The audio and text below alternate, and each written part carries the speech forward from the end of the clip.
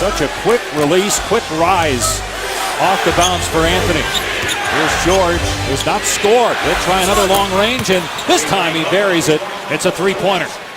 And I'm sure Mike Woodson is not happy about that. He's going to the line. He hasn't seen the ball basically go in all night except for one long jump shot. You don't want to see him let that ball. He had done that at the end of the third, hit a three, and then at the end of the quarter with a layup, but missed badly there, and he was open. Here's Paul George, just 1 of 11 from the floor, and there's just his second basket and his 6th point. We'll see if that gets the...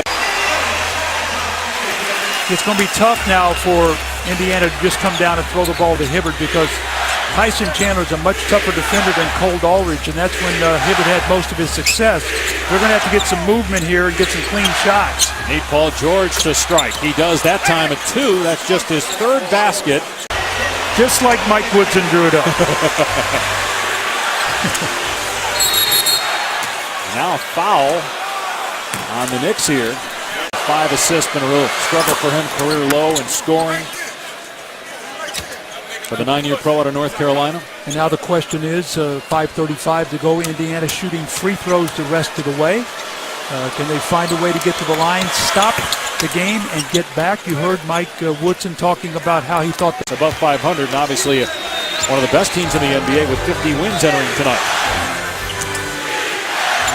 Here's George driving on Anthony and draws the foul. So Paul George will go back to the line. One more free throw for George. So 1 of 2 on that trip. It's a 5-point lead for the Knicks. Yeah, and the Pacers still adjusting to a new player with Evan Turner, and now Bynum with the knee injury. They were trying to adjust to him being on the roster as George drills a 3.